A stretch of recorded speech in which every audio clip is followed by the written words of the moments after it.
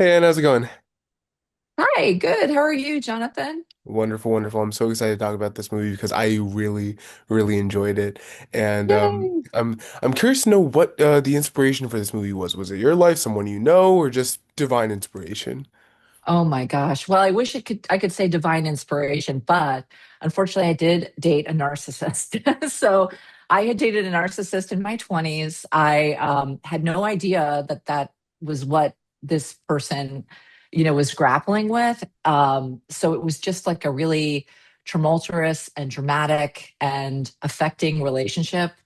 For a long time, it affected me for years after. I couldn't quite put my finger on what had happened until a friend of mine went through a divorce years later, and her therapist at their first marriage counseling session chased her down to her car and said, "Honey, I think this is, it might feel unethical, but I have to tell you, your husband's a raging narcissist and you need to run."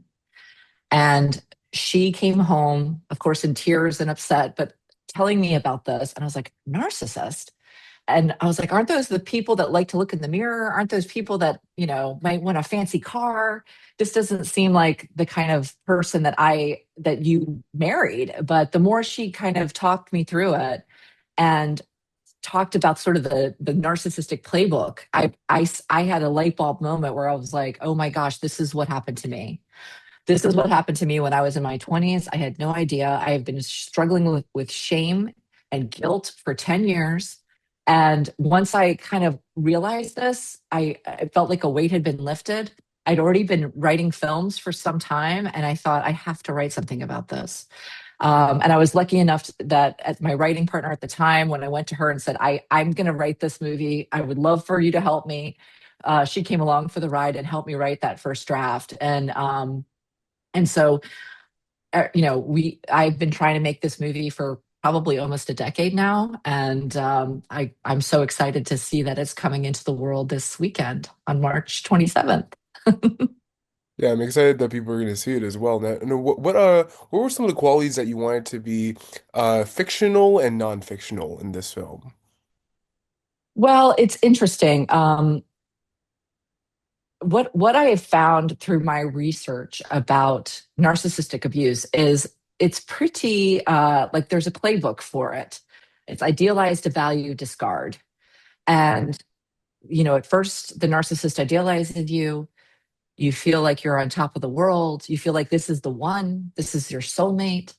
And then slowly things start to change, or sometimes not so slowly, sometimes very quickly, where they start to devalue you, they start to gaslight you, they triangulate you. They do all of these things that are really affecting on your mental health. And so I wanted to infuse the movie with that reality of what that's going through, but also balance it with a story about a woman and men that deal with this, because we are all the people that get involved and wrapped up in these relationships. It's like, you know they're empaths, they're kind, they want to help people, they're smart, they're emotionally intelligent. It's not like you're not aware of, like, these things could happen, and so but it's just such a confusing and conflicting place to be, that I wanted to explore that as well, like explore the reality of it, that, as Judy says, not to give too much away, but as Judy says in the very beginning, these are not necessarily Disney villains. These are people that are your neighbors, your boss, your coworker, your parents. But when it's your lover, when it's your intimate lover, that's a real train wreck. Absolutely. I feel like I love talking to you about this topic in particular because of my recent breakup. And I'm like, this movie and what you're saying right now is like, it's hitting me in Uh-huh. a lot of really interesting ways. I will say that. Um, but yeah, Well, what was the process like for getting this original romantic comedy into theaters these days? Because they don't make a lot of these anymore. I know. Let me tell you, Jonathan, it was really tough. It was a lot of work. Um, the process has been really just rolling the rock up the hill, step by step by step, every moment of every day for the last probably 4 years of my life. And one of the things that really helped the film get to where we are is that we got the script to someone like Marisa Tomei, who was at the top of my list of actors that could play this role, who had this lovely combination of comedic genius with vulnerability and deep emotion. And once we got Marissa, we also had interest, and we got Sherry Cola, who's just amazing and just a rising star, and Ciara Bravo, who the lovely amazing Ciara Bravo, whose work I've been a fan of for many years, and Marco Pagozzi, who is just exploding. He's just the kindest and loveliest of humans.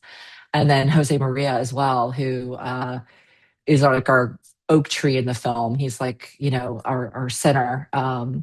So getting the cast together was a huge part of getting the movie made. So, hats off to my casting agents, my casting directors, Carla Houle and Susan Putnam. Oh yeah, no, we love the casting, and I think that this is a really well cast film. I think everyone did such a great job in their roles, and I also wanted to ask because this is basically three romantic comedies for the price of one. Because we have these like these three storylines. When you were writing, was it ever a challenge to sort of like balance out the three storylines with these three different women? Yes, it was. Thank you for asking that. It was a challenge to balance the storylines with the three different women in the film. And, I want to credit my writing partner, Jenna Milley, who helped me navigate, not only telling the story of narcissism, but also helping me focus on the comedy of it. Because for me, the thing that really helped me get over my own issues with narcissism and narcissistic people was the ability to kind of step back and kind of laugh about it and be like, it's okay. It's like you don't need to keep, uh, you know, negative self-talking to yourself. You could take a moment to take a breath and laugh. And there's a reason why they say laughter is the best medicine, right? And so when writing the script, the first few drafts were actually more ensemble feeling. And I realized over time, I was like, no, this story is Judy's story. Really, at the end of the day, it's Judy's story. And um, so once I figured that out, I really focused on her arc and the moments between her and her daughter and her best friend, and how she navigates her own shame and her own guilt about being with a narcissistic person. Amazing. And I think you did a really good job in the final film, and you're very well spoken. I really love what you were able to do with this film, and yeah, it's a movie that I hope resonates with a lot of people, and I hope that it resonates with them the way that it did with me. So thank you so much for Thank taking the time you. to I'm respond. so glad. I mean, honestly, Jonathan, that is why I made it, was hoping that I would be able to reach people and connect with people who have been through something like this and give like a little virtual hug. Yeah, well, I can say that I have. So thank you so much again for this and for making this movie, and yeah, have an amazing rest of your day. Thank you. You too. Yeah.